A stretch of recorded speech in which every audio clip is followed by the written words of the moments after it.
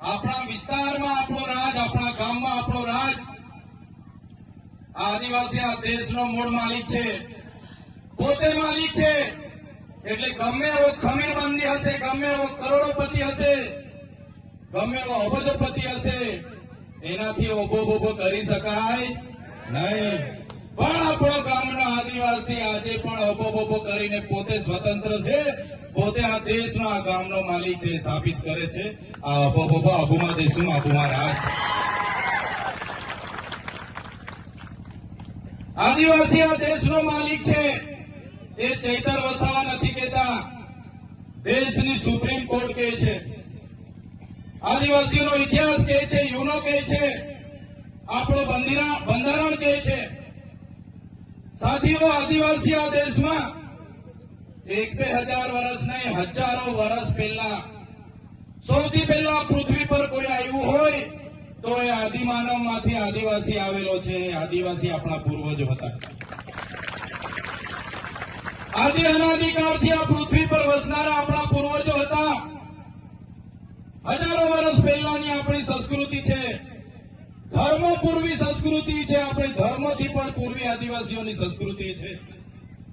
તમે મોહનજોદડો હડપ્પાની સંસ્કૃતિનો અભ્યાસ કરી લેજો, તમે સિંધુ ખીણની સંસ્કૃતિનો અભ્યાસ કરી લેજો.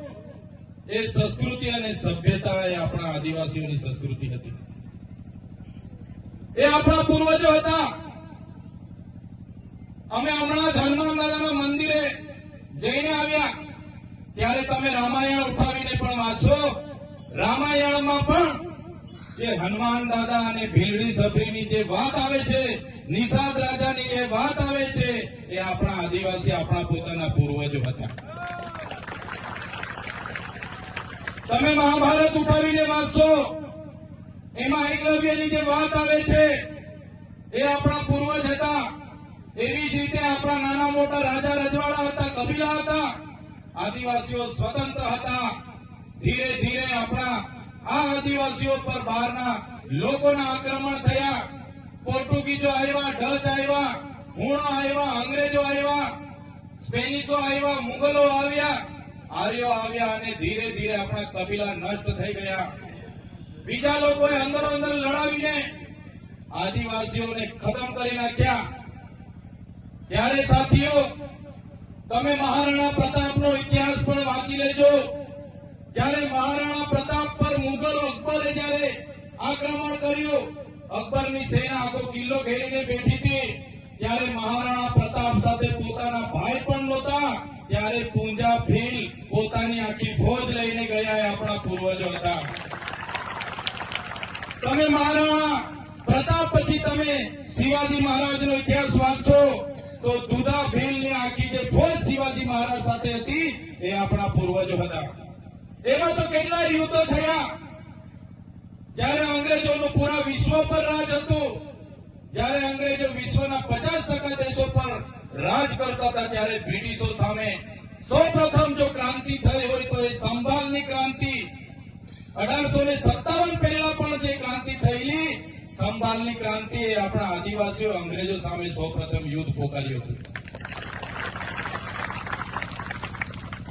તમે ટાટ્યા ભીલ, ખાચર નાયક, બિરસા મુંડા, ઝલકારી ભાઈ જેવા તમામ ક્રાંતિકારીઓનો ઇતિહાસ વાંચશો તો સૌપ્રથમ લડનારા અંગ્રેજો સામે આપણા પૂર્વજો હતા. ગુરુ ગોવિંદગીરી, એમનો ઇતિહાસ વાંચો.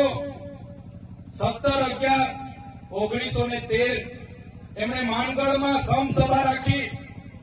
આદિવાસીઓને સ્વતંત્ર શાસન મળે, આદિવાસીઓ સ્વાયત્ત રાજ મળે, અને કેટલાક અંગ્રેજો અને કેટલાક સામંત રાજાઓ ચારો તરફથી ઘેરી લીધો. માનગઢમાં ગોળીકાંડ થયો. 1507 લોકો ત્યાં ગોળીઓથી મરી ગયા.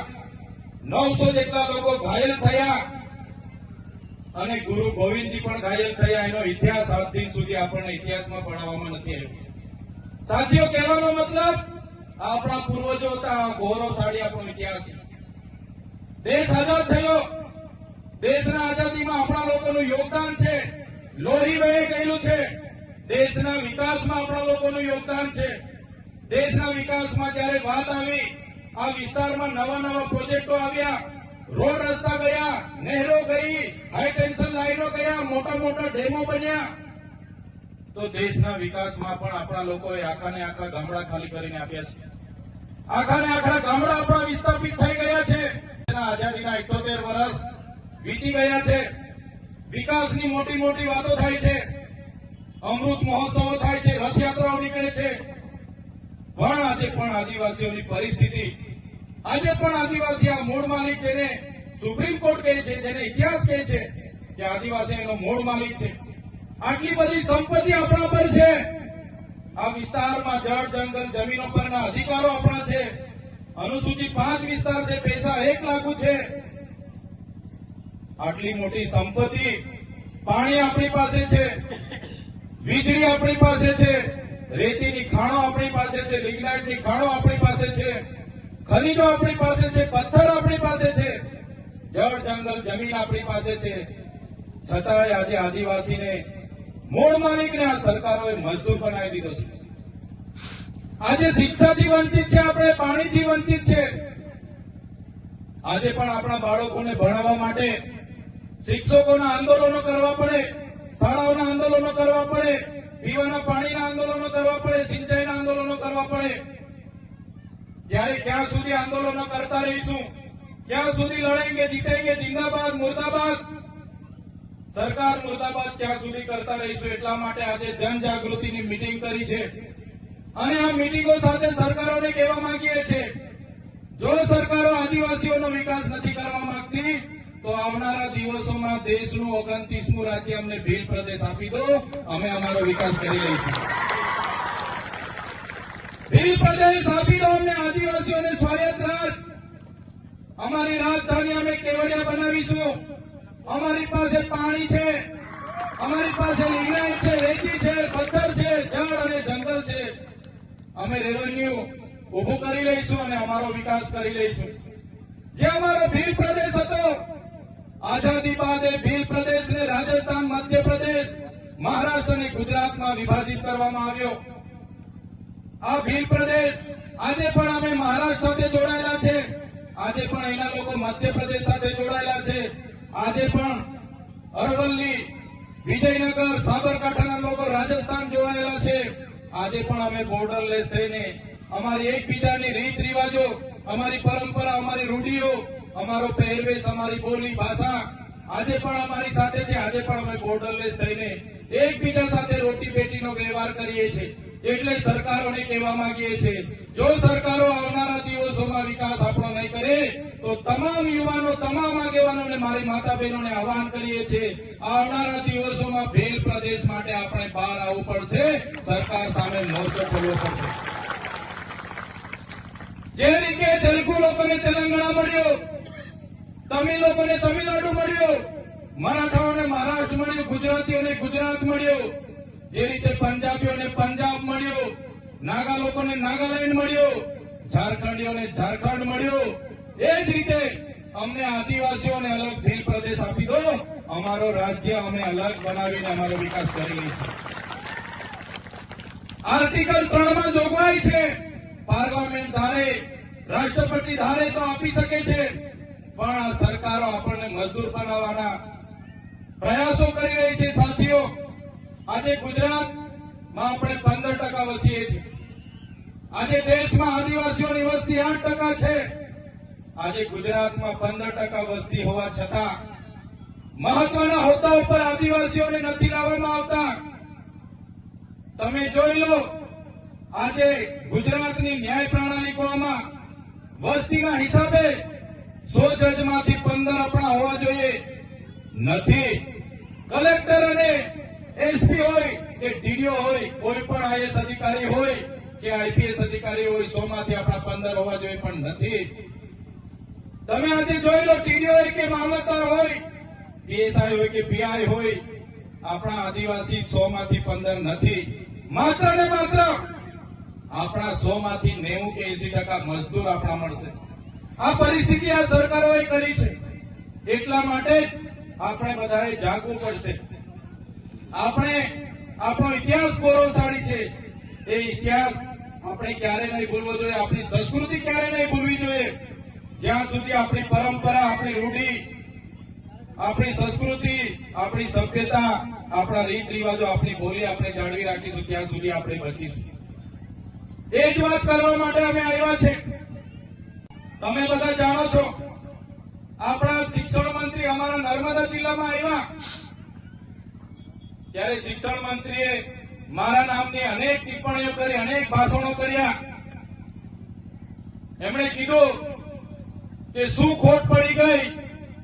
ત્યારે શિક્ષણ મંત્રીને હું કહેવા માંગુ છું, તમે શાળાના કાર્યક્રમમાં ઉપસ્થિત હતા શિક્ષણ મંત્રી તરીકે.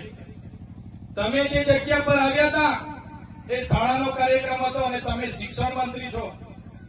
ત્યારે શિક્ષણ મંત્રી તરીકે તમારે એનું ચિંતન કરવું જોઈએ કે આદિવાસી વિસ્તારોમાં નકલી કોલેજો ચાલે છે નર્સિંગના નામે. આદિવાસી વિસ્તારોમાં એક શિક્ષકથી હજારો શાળાઓ ચાલે છે, એની ચિંતા તમારે કરવી જોઈએ. તમે પોતે મંત્રી છો અને આદિવાસી બાળકોને ઉચ્ચ અભ્યાસ માટે જે પોસ્ટ મેટ્રિક શિષ્યવૃત્તિ મળતી હતી એ તમારી સરકારે કેમ બંધ કરી, એનો ખુલાસો તમારે આપવો જોઈએ. શિક્ષણ મંત્રીએ એની વાત કરવી જોઈએ. એની જગ્યાએ ચૈતર વસાવા શું કરે છે એની વાત કરતા હતા. ત્યારે એમણે કીધું કે અમે તો કાલે વડાપ્રધાનને મળીને ભીલ પ્રદેશ આપી દઈશું. પણ ભીલ પ્રદેશ કઈ રીતના ચલાવશે? અહીંયા તો કોઈ આદિવાસી ટેક્સ ભરતા નથી.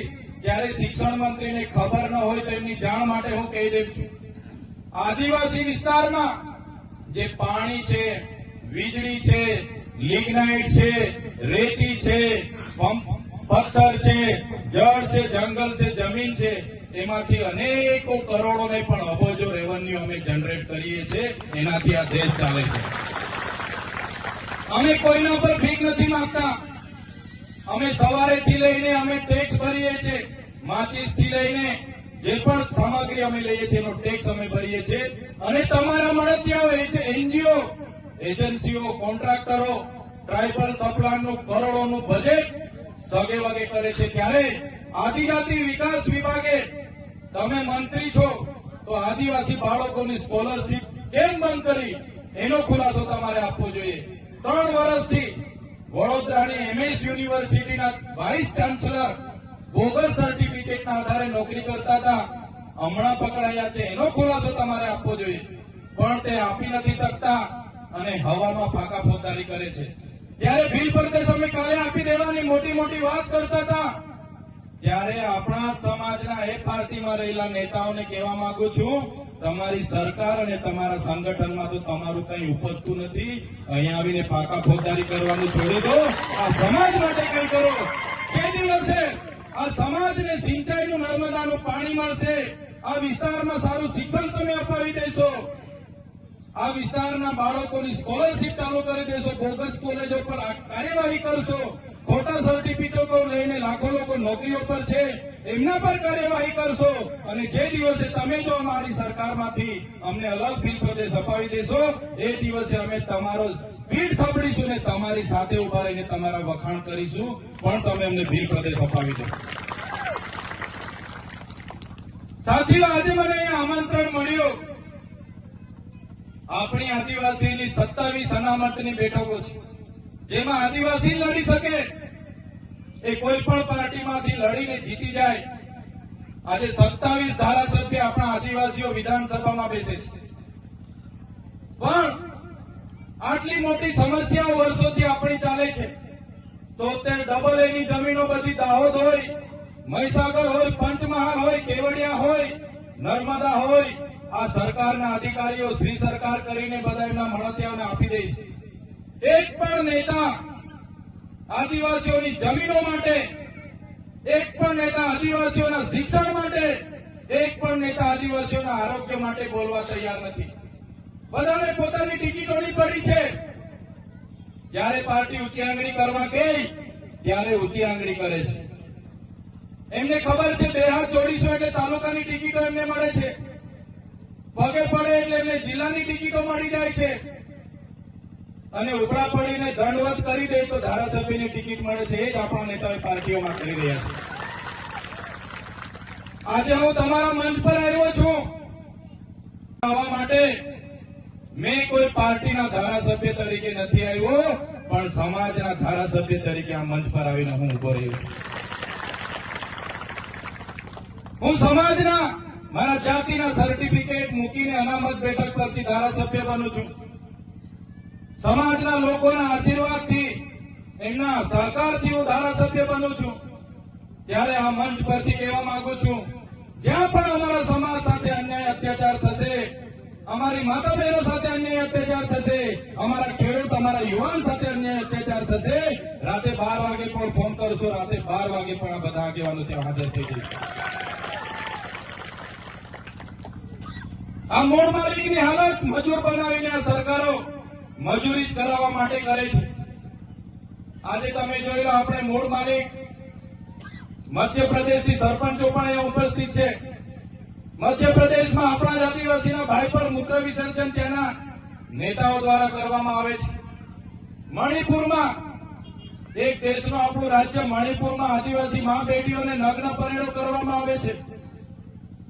આપણે કેવડિયામાં 2 યુવાનોને બાંધીને મરી જાય ત્યાં સુધી મારવામાં આવે છે. ત્યારે કોઈ નેતા આપણે વચ્ચે બોલવા માટે આવતું નથી. અહીંયા મોટા મોટા પ્રોજેક્ટોમાં પાણીના ભાવે જમીનો લઈ લેવામાં આવે છે. ત્યારે કોઈ નેતા આપણા સમાજ માટે બોલવા તૈયાર નથી. ત્યારે હવે આપણે બધા એવી જાગૃતિ આપણા વિસ્તારમાં લાવવાની છે.